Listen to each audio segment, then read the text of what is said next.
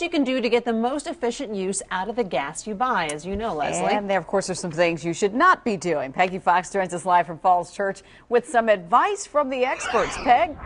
Hey, well, first, you should know that if you drive, you've got to know how much air pressure is in your tires. If you don't know, it's very simple, right? Most people know this. If you don't, you look right here, okay? This CRV requires 30 pounds. So look, now,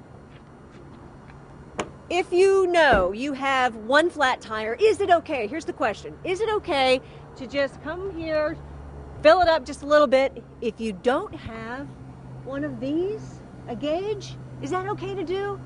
Absolutely not. Jersey girls don't pump gas. So you can't pump your own gas in New Jersey. So fortunately, I have Don. Don Zirkle has owned this Sunoco on Lee Highway in Falls Church for 34 years. He's seen a lot of people come in and do stupid things. Well, I got a tire gauge here.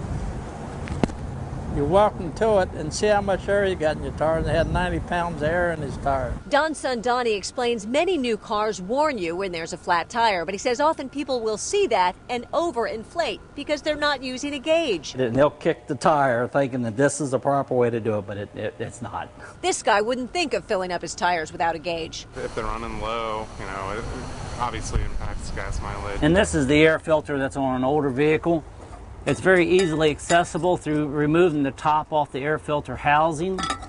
Just take the wing nut off, remove the top, and there is the air filter, which in this particular case, it's very dirty and needs to be replaced. And do not ignore the check engine light. Many people do. Their service engine soon light or their check engine light's on.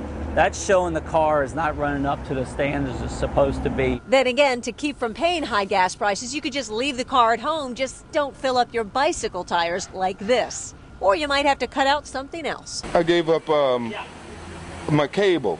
Really? And Nextflex, I was getting Nextflex and everything. So what I done was I cut back them and got the gas to use that as my gas money. So a lot of people are also confused about whether or not to use high test or not. A lot of cars recommend high test. Well, you're going to be paying $373 here at this Sunoco. And what I'm told by these mechanics here is that you should really put in your car whatever it recommends. If it says it needs high test, you got to use the high test. They said once in a while, if you put in regular, it's okay, it won't hurt it. But if you constantly put in regular gas in a vehicle that requires or it's recommended for high test, then you will damage your engine and you will hear pinging and knocking, and that's what damages the engine. So follow directions. I'm Peggy Fox, live in Falls Church. Back to you.